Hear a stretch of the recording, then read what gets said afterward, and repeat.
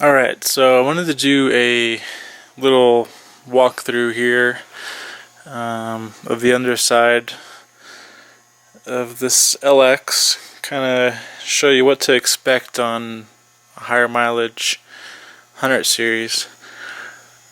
So what I'm doing right now is replacing the radiator. I'm about to drain it out, and you can see here how it's all like wet along the bottom,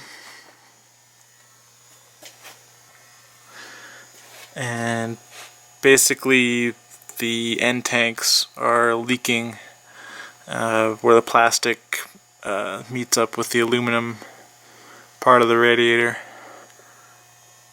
So it's always one thing to look out for on these. This is pretty much where they always leak. On this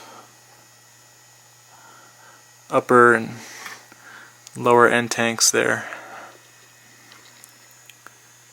Alright, and got a Bosch alternator, so that thing's been replaced at some point.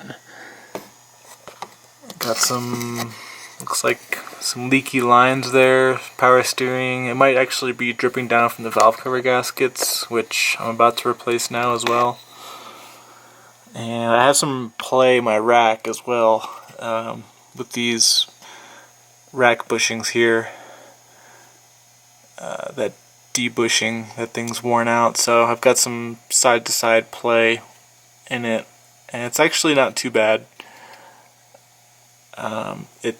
At first it kind of feels like the inner tie rod's loose, but you can actually see the rack moving back and forth a little bit. And of course, axle boots. This one's torn wide open. Lots of grime and dirt in there, so the thing's trashed. I've got rebooted axles going in there as well. And I'll be doing a bearing pack, which it needs. I'll be doing the all the shock mounts and bushings. So like, you can't really see it here, but these lower shock mounts are trashed.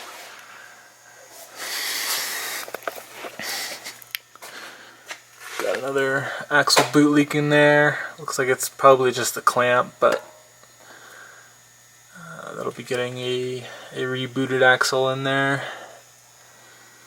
Same thing, you can see how, and you can kind of see how there is almost no gap on the left, and there's a bigger gap on the right, and that's because the bushing is completely worn out. It's pretty much almost touching metal to metal.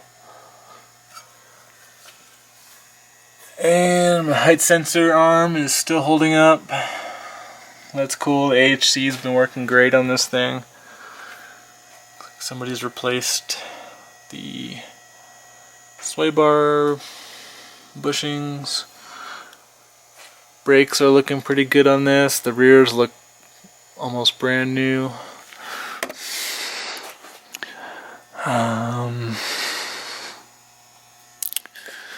Trying to think of what else. Everything else is pretty dry under here mechanically. The transmission and rear main seal area is bone dry. That's awesome. You can see not a drip on this thing. It's just got like some undercoating on there or something from the factory, but not a drip. Just from the valve cover gaskets. You can see there how bad they are leaking. I mean, it's all over the exhaust shield there. Nice and smelly. And you can see here the back of the heads look pretty good. Everything's nice and dry, clean. Cats on here are original. Nice, got a nice noise from that. Loose heat shields, pretty common. The entire exhaust on this thing is shot. I'll have to figure something out at some point with it. It's not too loud on the outside yet, but you can see here, I mean, it's just, the muffler is just rotted away. It's probably the original exhaust from 1999, so still kind of impressive. You can see everything's all, the bolts are all fuzzed over. So whole thing's gonna have to be replaced. And let's see, I got my new used rear drive shaft in there. One I had in, or the one that was on the truck before, was annihilated. The U-joints were really worn out and loose, and I thought I had like flat spots on the tires, but it ended up just being the U-joints were shot on this rear drive shaft. So I just got a used one from here at work and swapped it in, and this thing is smooth now. So that's great. Tires aren't ruined like I thought. And all of these control arms here, the rubber bushings in here are all pretty much all shot. You can see some cracking in the rubber there. Some of them are really bad. Like I think the uppers, I don't know if you can see this one. Yeah, this one's really bad.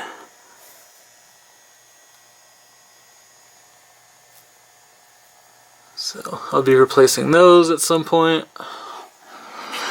Probably just the entire arms. And for the AHC shocks, I'm just going to be replacing the bushings. I'm not going to be replacing the entire shock unit, as they still work and they're not leaking. They appear to be original.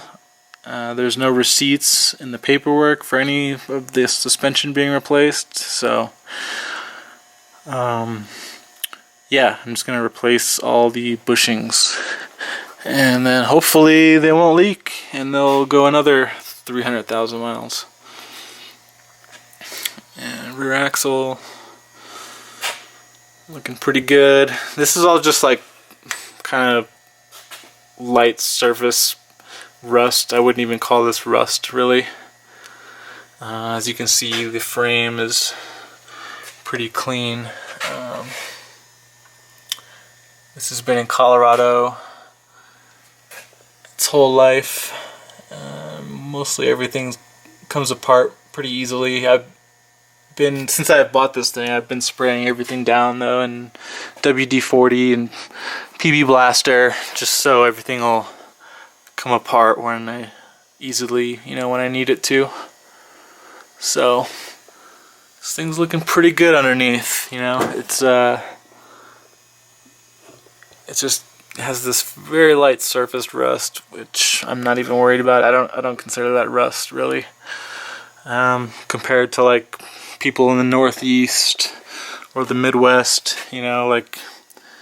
These bolts would be totally trashed, and everything would be way more rusty. I've grown up on the East Coast, Northeast, so believe me, I know how that rust goes out there.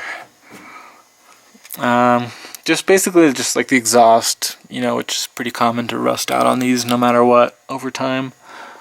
So yeah, I think that's about it. You can see my new used Panhard bar as well. So I got my axle back in line again, which is great. But now my steering wheel is off center, so whoever did the last alignment on this thing aligned it with the rear axle completely out of whack, which is kind of hilarious. But yeah, it's riding good now. Very smooth. So just getting some of these leaks fixed, the radiator, valve cover gaskets, and got some other things coming down the pipeline as well. I'm going to be doing I'm going to be replacing my lower control arm bushings in the front and ball joints, so that'll be fun. Alright, so we're going to do a quick and easy 100 series Land Cruiser radiator replacement. So first, we're going to unbolt these brackets that hold the AC lines down. Going to unbolt those, flip those up out of the way. Then we have one bolt here, a bolt here, and another one on the side here that hold the shroud in.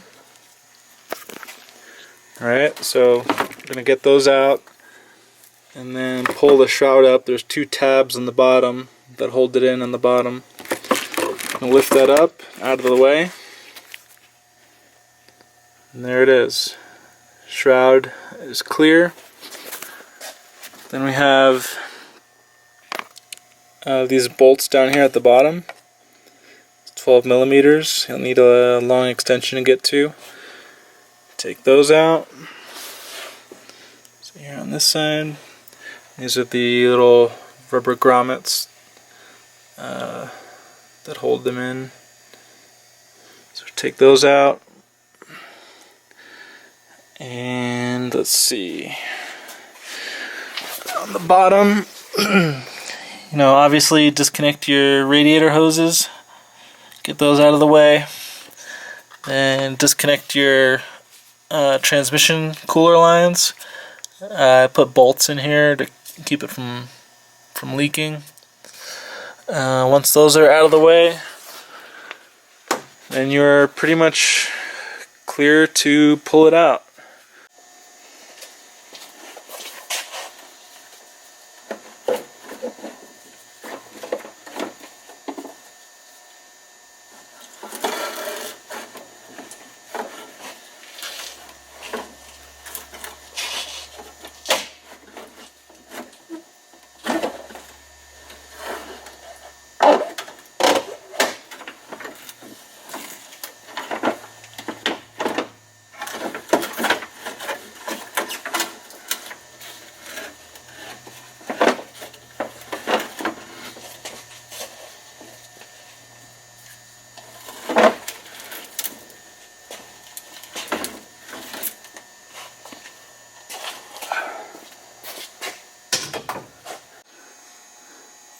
And here's the new radiator.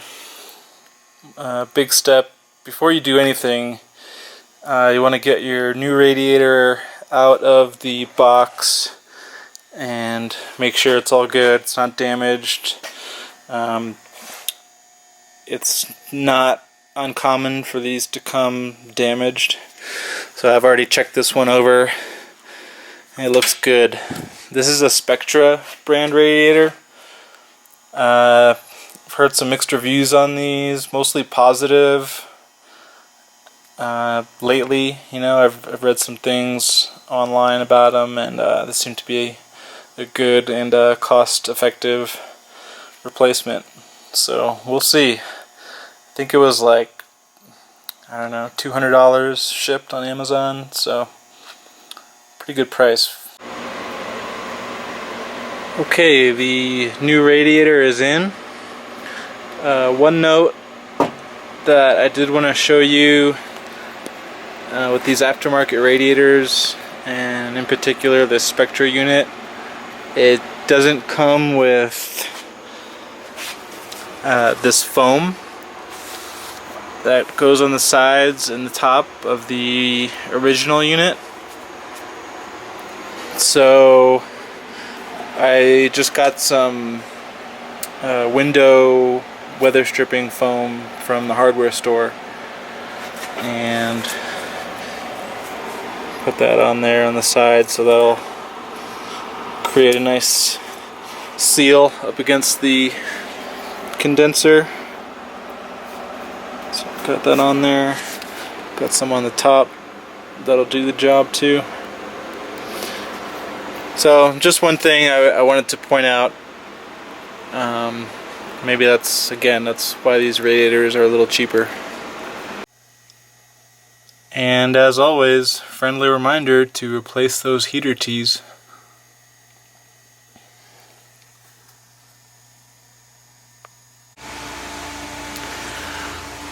Alright, so I got the valve covers off this thing, and wow. The valve train in here looks amazing. This is really clean, especially for 300,000 miles. I'm pretty blown away.